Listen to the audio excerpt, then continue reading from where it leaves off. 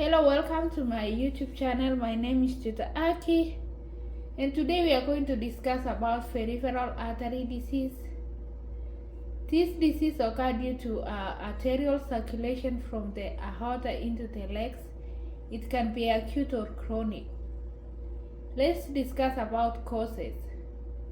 It can be caused by trauma, thrombosis or embolism, atherosclerosis, inflammation, and autoimmune response. Now let's talk about risk factors. Age, diabetes, race, smoking, atherosclerosis, elevated plasma homocysteine. Now let's talk about assessment. To remember this, you remember 6 P's: pain, pallor, pulselessness, paresthesia, poikilothermia or pallor, which is coldness, and paralysis. Now let's discuss laboratory and diagnostic findings. Doppler ultrasound will show extremity blood pressure in the legs are lower than the blood pressure in the arms. They can also do angiography, which will show vascular or aneurysm presence of collateral circulation.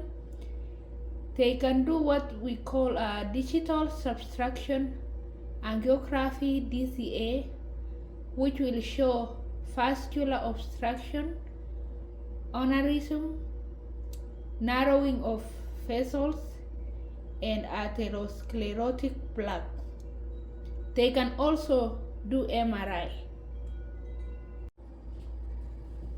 Now let's discuss about clinical manifestation of peripheral artery disease. Intermittent claudication, which is calf muscle pain that occurs after walking. Resting pain relieved by placing the extremity in dependent position. Lower back or buttock discomfort. Loss of hair and dry skin on the lower extremity. Thick toenails. Cold and gray blue color of skin on lower extremity. On elevation, the extremity becomes paler, and then when you put the extremity on dependent position, it becomes rubber.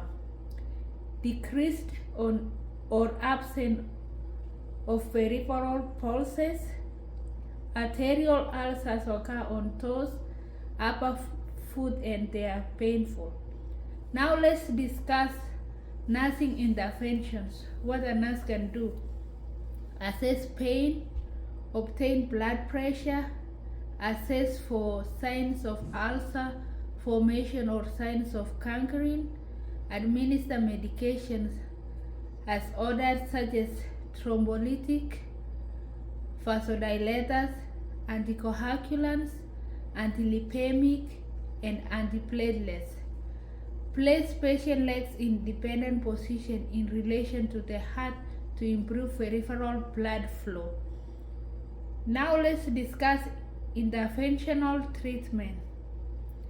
They can do angioplasty. They can also do bypass surgery. They can amputate the extremity and less assisted angioplasty. Now let's talk about patient teaching about peripheral artery disease. Instruct the patient to walk to the point of claudication pain, stop and rest, continue walking. Avoid crossing the legs which interfere with blood flow. Avoid exposure to cold because it causes vasoconstriction. Wear socks or insulated shoes for warmth all the time. Never apply heat to the limb because of decreased sensitivity and it can cause burning. Inspect skin on the extremity daily and report any signs of skin breakdown. Avoid smoking tobacco and caffeine because of vasoconstrictive effects. Take medication as prescribed. Lipid management, control of diabetic mellitus, control of hypertension. Check feet daily. Keep your feet clean and moisturized. Nail care may need to be done by podiatrists. Protect your feet from injury. Now let's talk about teaching patients how to take care of their foot. Check your feet daily. Keep your feet clean and moisturized. Nail care may need to be done by podiatrists. Protect your feet from injury. Wash feet daily with mild soap and warm water. Advise the patient to use lamps wound between overlapping toes. Trim nails straight across with clippers, not scissors. Use white cotton socks to absorb moisture.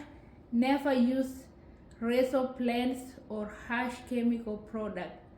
Avoid going barefooted or wearing high heels, tight shoes, shoes with pointed toes, and shoes that cause feet to sweat. Avoid hitting pads. Avoid scratching your feet. Notify provider signs of injury. Do not soak your feet to avoid risk of infection. Now let's discuss about arterial ulcer. It appears on heels, toes, and outer ankle. Smaller, deep, well-defined edges. Pale wood bed. Very painful when leg is elevated. Irregular shape. Necrotic tissue. Thin, shiny skin. Cool skin. Absent or weak pulses. Gangrene. Thick toenails.